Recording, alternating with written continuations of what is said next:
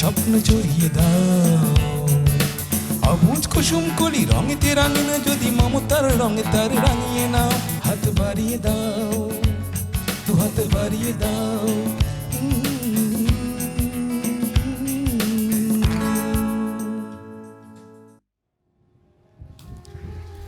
সুপ্রিয় দর্শক, আমন্ত্রণ জানাচ্ছি অটিজম এবং অন্যান্য প্রতিবন্ধিতা নিয়ে RTV নিয়মিত আয়োজন বার্জার পেন্টস হাত বাড়িয়ে দিলাম অনুষ্ঠানে। আর আপনাদের সাথে আছে আমি সৈয়দা মুনিরা ইসলাম। দর্শক, আজ আমি চলে এসেছি CRP রাবেয়া নূর মেন্টাল হেলথ ডে সেন্টার সাভারে। দর্শক, আজ আমি এই সেন্টারটির বিস্তারিত কার্যক্রম সম্পর্কে জানবো এবং আপনাদেরকেও জানাবো।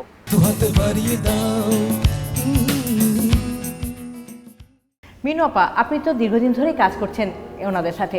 সেবাগ্রহীতারা যেদিন প্রথম এই সেশনে আসেন তখন তাদের অবস্থা কি থাকে, আর বেশ কিছুদিন যাওয়ার পর তাদের কি পরিবর্তন আপনি দেখতে পান? যখন আমি সেই রিক্রেশনাল গ্রুপটা নিই, কেয়ার গিভারদেরও রিক্রেশনাল পার্টটা নিয়ে থাকি, যখন একজন রোগী আসে প্রথম আমার গ্রুপে আসে, কেউ কোনো কথা বলতে চায় না, বা আবার অনেকেই আছে আইসা খুব মিউজিক দেখলে, গান শুনলে, যখন আমাদের এই বাদ্যযন্ত্রগুলো দেখে অনেক উৎসাহ হয়, অনেক ভালো লাগে, কাজ করে তাদের আগ্রহ জাগে। আবার অনেকে আছে চুপ থাকে কিছুদিন, কিছু আস্তে আস্তে দেখা যায় তার ভালো লাগাটা কাজ করে। তখন দেখা যায় যে কথা বলে না, গান গাইতে বললে 10 দিনও বলে না, কিন্তু 10 দিনের পরে দেখা যায় সে এত ভালো গান করে, এত ভালো তবলা বাজায়, এত ভালো নাচ করে, অনেক ভালো মানে গ্রুপগুলোতে অংশগ্রহণ করে তারা অনেক আনন্দিত হয়। রবিউল সাহেব, এই অ্যাক্টিভিটির মাধ্যমে আসলে কি ধরনের পরিবর্তন সাধিত হয়? এটার মাধ্যমে সোশ্যাল স্কিল ডেভেলপ হচ্ছে। আমাদের মধ্যে যারা অনেকেই মানসিকভাবে অসুস্থ থাকে বা সোশ্যাল কিছু ফোবিয়া থাকে, তারা দেখা যাচ্ছে বিভিন্ন প্রোগ্রামে কারোর সামনে কথা বলতে পারতেছে না। সো এইখানে হচ্ছে যেহেতু সবার সামনে এই জিনিসটা প্র্যাকটিস করার একটা সুযোগ আছে, সো এর মাধ্যমে তার হচ্ছে সোশ্যাল স্কিল বা এই যে কথা বলার যে দক্ষতা, এটা তার উন্নতি হচ্ছে। এর মাধ্যমে হচ্ছে তার আনন্দের বিষয়টা সে প্রকাশ করতে পারতেছে, যে আমার ভালো লাগে, আমার গান শুনতে ভালো লাগে, আমার গান গাইতে ভালো লাগে, সেটা হচ্ছে এখানে সবার সামনে উপস্থাপনা করতে পারতেছি। অনেকে আছে যে খুব অস্থিরতা থাকে, সো এক জায়গায় বসে তারা থাকতে চায় না। সো এই গ্রুপটার মাধ্যমে বা রিক্রেশনাল অ্যাক্টিভিটির মাধ্যমে ওনাদেরকে একত্রিত করে রাখা বা একটা জায়গায় তাদের মনোযোগটা ধরে রাখা, সেটাও প্র্যাকটিস হচ্ছে।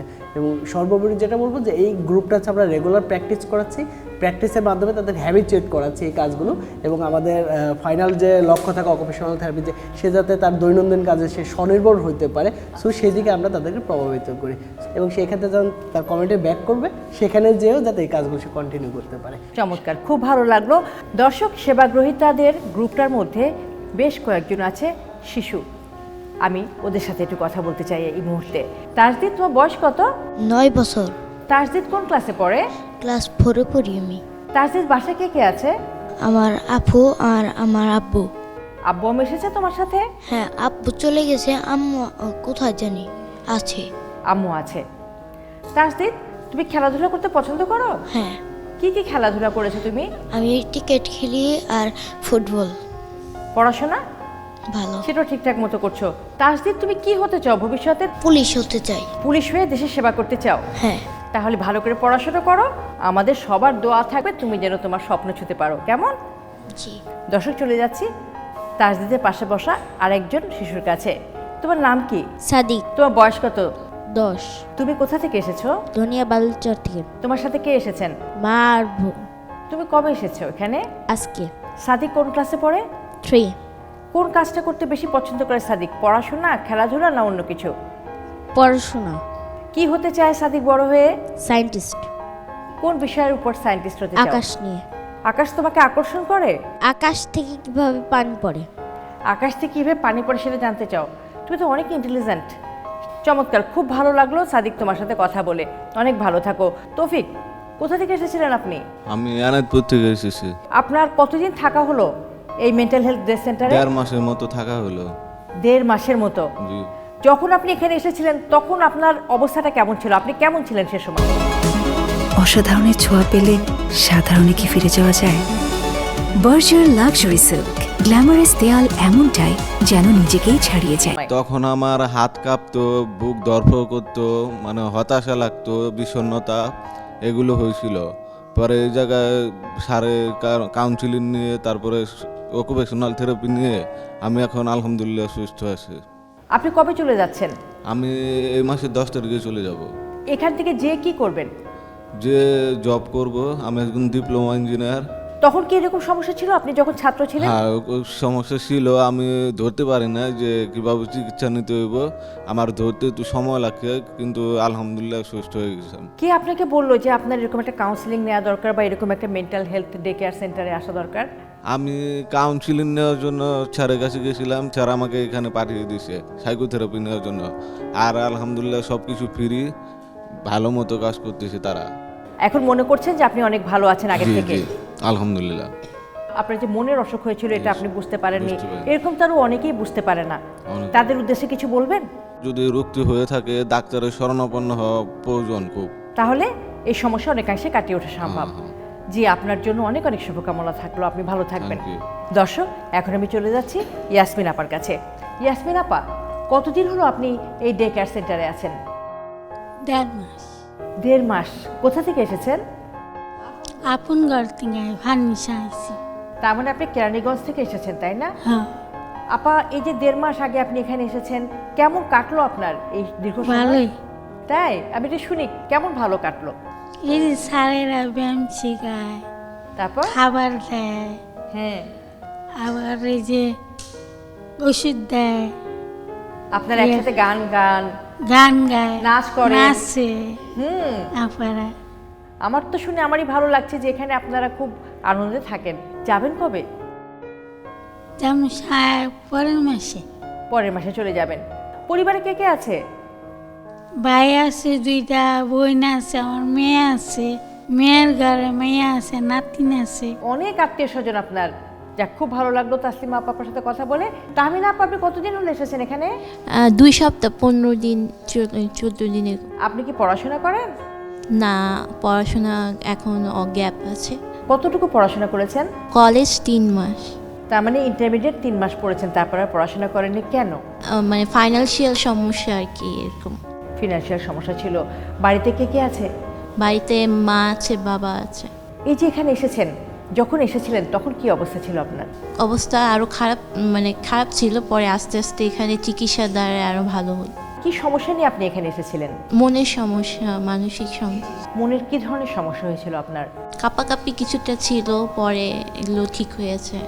এখন ভালো আছেন, তাই তো? হ্যাঁ। আচ্ছা আপা, কবে এসেছেন এই ডে কেয়ার সেন্টারে? 15 দিন হয়েছে। মনটা কি সবসময় এরকম খারাপ থাকে? না, মাঝে মাঝে খারাপ থাকে। এখন কি- এখানে আসার পরে অনেক আনন্দে থাকি, আচ্ছা। ভালো লাগে। এই মুহূর্তে ভালো লাগছে? জি। বাড়িতে কে কে আছে? বাড়িতে মা বাবা আছে আর মেয়ে আছে। মেয়ের বয়স কত? বড় জনের 14 বছর আর মেজো জনের 12 বছর, আর আরেকজন আছে ওর আর 5 বছর। ওদের জন্য মন খারাপ লাগে? লাগে।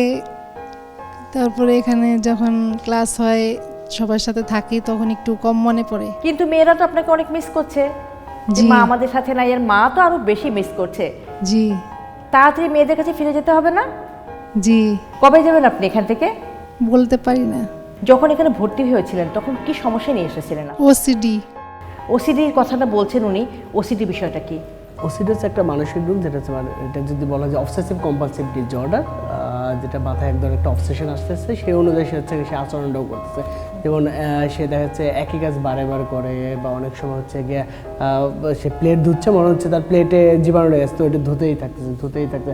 সে রুম লক করে আসছে, তার কাছে মনে হচ্ছে যে রুমটা লক করে, সে বারে চেক করতেছে। সো এই ধরনের সিমটমগুলো বেশি দেখা যায় অবসেসিভ কম্পালসিভ ডিসঅর্ডার। আচ্ছা, এখন আপার কি অবস্থা? উনি এই উপসর্গ নিয়ে আসছে আমাদের কাছে, যেহেতু মাত্র 10-12 দিন হলো আমরা চিকিৎসা চলছে। এনডিটি প্রসেসে আমরা চিকিৎসা দিচ্ছি, যেখানে সাইকিয়াট্রিক কনসালটেন্ট উনি মেডিসিন প্রেসক্রাইব করেছে, ক্লিনিক্যাল সাইকোলজিস্ট উনি কাউন্সেলিং সেবা দিচ্ছে, এবং আমরা অকুপেশনাল থেরাপির মাধ্যমে তার দৈনন্দিন কাজে স্বনির্ভর করার চেষ্টা করতেছি। সো কম্প্রিহেন্সিভ ওয়েতে আমরা চিকিৎসার মধ্যেই তাকে রেখেছি। আশা করি এই কম্প্রিহেন্সিভ সাপোর্ট পেয়ে জান্নাতুল ফেরদৌস আপা সহ সবাই এখানে যারা আছেন মানসিক স্বাস্থ্য সমস্যা নিয়ে ভর্তি হয়েছেন, তাদের এই সমস্যা দূর হবে, তারা সুস্থ অবস্থায় বাড়ি ফিরবেন। আমাদের সেই আশা। দর্শক, অটিজম এবং অন্যান্য প্রতিবন্ধিতা নিয়ে আরটিভির নিয়মিত আয়োজন বার্জার পেইন্টস হাত বাড়িয়ে দিলাম অনুষ্ঠানের এই মুহূর্তে নিয়ে নিচ্ছি ছোট্ট একটি বিরতি। ফিরছি কিছুক্ষণের মধ্যেই, আমাদের সঙ্গেই থাকুন। দু হাত বাড়িয়ে দাও। অসাধারণের ছোঁয়া পেলে সাধারণে কি ফিরে যাওয়া যায়? বার্জার লাক্সারি সিল্ক, গ্ল্যামারাস দেয়াল এমনটাই যেন নিজেকেই ছাড়িয়ে যায়। দর্শক, বিরতি শেষে আবারও সবাইকে আমন্ত্রণ জানাচ্ছি অটিজম এবং অন্যান্য প্রতিবন্ধিতা নিয়ে RTV নিয়মিত আয়োজন বার্জার পেইন্টস হাত বাড়িয়ে দিলাম অনুষ্ঠানে। এবারে চলে যাব আমার ঠিক ডান পাশে বসে আছেন তাসলিমা আপা, তার কাছে। তাসলিমা আপা, আপনি কোথা থেকে জেনে এসেছেন? নয়হাট থেকে। আজকে কতদিন হলো আপনি এখানে আছেন? 1 সপ্তাহ। আপা, কি সমস্যা ছিল? মানসিক ডিপ্রেশন। কেন এত ডিপ্রেশন? আমার যখন অ্যাক্সিডেন্ট হয় তখন ভালোই ছিলাম, পরিবার লোক আমার পাশে ছিল। যখন সময় যত আসতেছিল কাউকে পাশে পাই নাই, ঘরে একা থাকতাম, চুপ করে থাকতাম, মানে কথা বলার মতো মানুষ পেতাম না।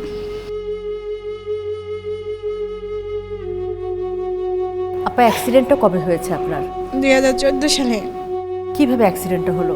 রোড পার হতে যায়, তখন ক্লাস 8-এ পড়ি। তখন আমার একটা পা চলে যায়। তখন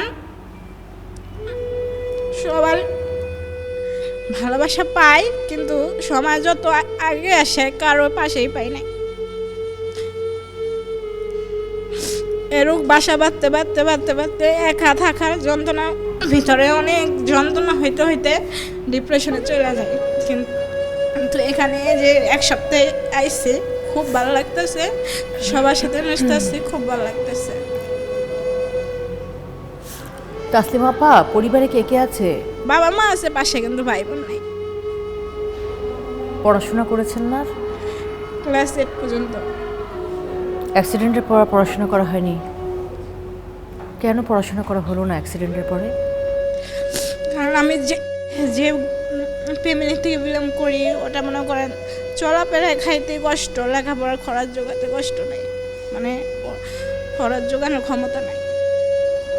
আপনার তো দীর্ঘদিন চিকিৎসা হয়েছে না? তারপর আপনার তো মানে এখন ক্র্যাচে ভর করে হাঁটতে হয়। হ্যাঁ।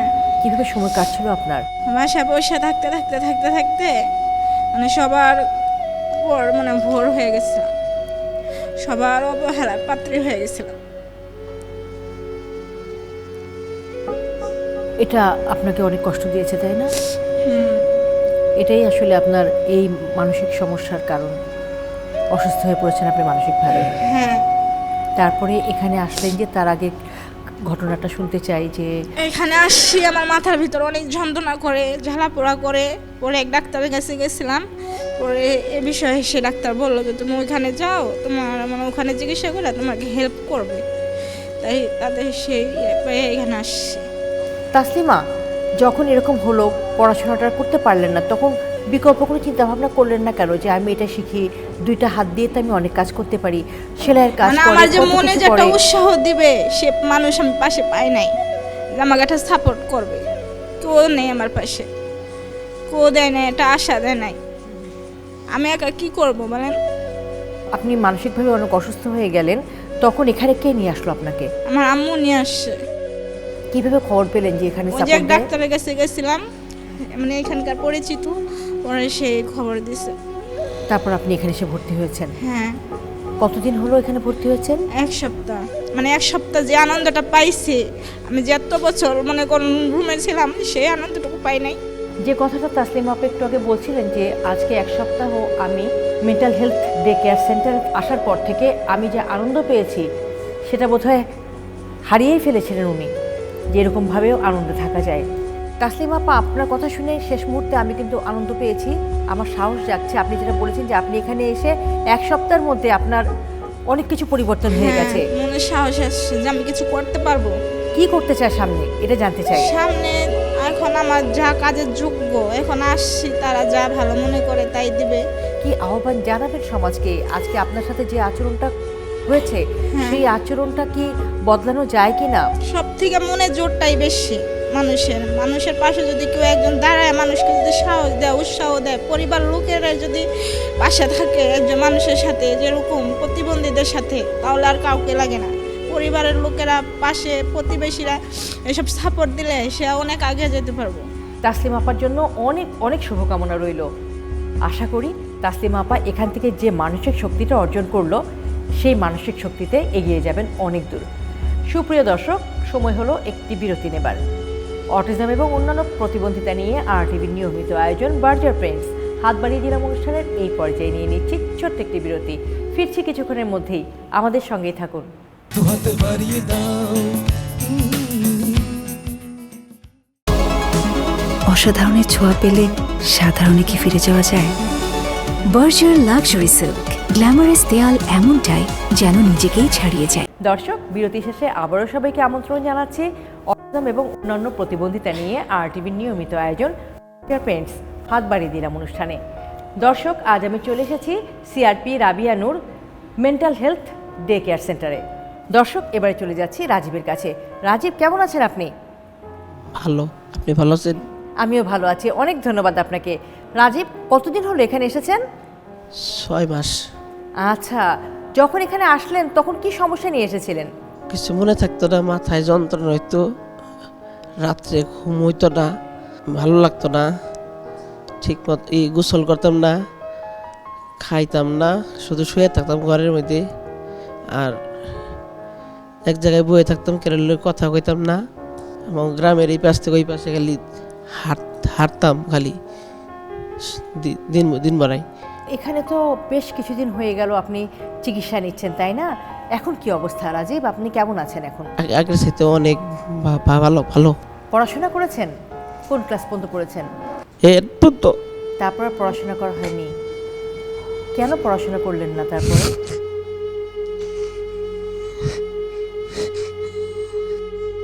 লেখাপড়ায় পাল্লাইছিলাম, 6-এ ফেল করছিলাম, পরে জিদ করে আবার 6-এ উঠছি, আবার ফিরে 6-এ পাস করছি, আবার 7-ও ভালো রেজাল্ট করছি, 8-ও ভালো রেজাল্ট করছি, 9-এ উঠলাম। তখন মা আর আব্বা ঘরের ভিতরে কথা বলতেছে যে ওর স্কুল ড্রেস, তারপরে বই, ব্যাগ কিনে ওটা, আমার কাছে এত টাকা নেই পড়াইবার বলে। তারপরে আমি একদিন করলাম আমি পড়ব না, তারা জিজ্ঞাসা পড়বি নাকি? আমি পড়ব না, শেষ, ভালো লাগে না, পড়ব না। তারপর রাজীব, আপনি এখানে যে আসলেন, এখানে আসার পরে তারপর কেমন কাটছে আপনার দিন? 1.5 মাস এখানে ভর্তি ছিলাম। স্যার উনি দোকান প্রশিক্ষণের ব্যবস্থা করে দিয়েছে, দোকানদারি করছি, খুব ভালো লাগছে। ওখানে থাকছি, ওখানে 3 বেলা খাইছি। তাহলে এখন কি চিন্তা ভাবনা করছেন? এখন তো আল্লাহর রহমতে আপনি অনেক ভালো আছেন, তাই না? আগের থেকে ভালো। তাহলে এখন কি চিন্তা ভাবনা করছেন? এখান থেকে যখন আপনি যাবেন, যে কি করবেন? দোকান করবো, মানে চিন্তা ভাবনা করছি একটা রিক্সা, মানে ভাড়া চালাই তো, দেখি একটা রিক্সা মানে কিস্তির মাধ্যমে কিনবো আর কি। আচ্ছা আচ্ছা, দোকান করাটা বেশি ভালো ছিল না? দোকান করতে অনেক টাকা লাগে, আপনি অ্যাডভান্স দেওয়া লাগে, অনেক দোকান সাজানোর, টেবিল কেনার লাগে, অনেক মাল, আবার বাকির ব্যবসা, অনেক টাকা লাগে। বাড়িতে কে কে আছে রাজীবের?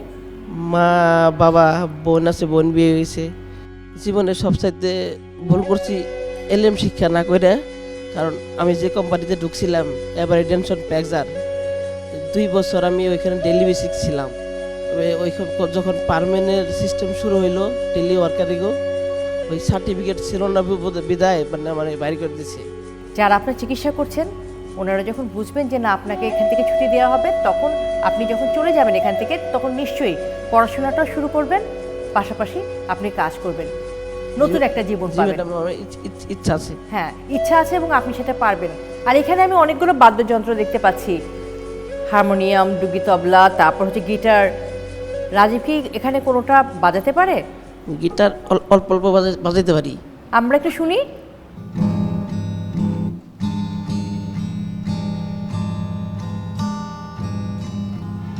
খুব সুন্দর, সবাই আমরা একটা জোর করতালি দেই, খুব ভালো হয়েছে।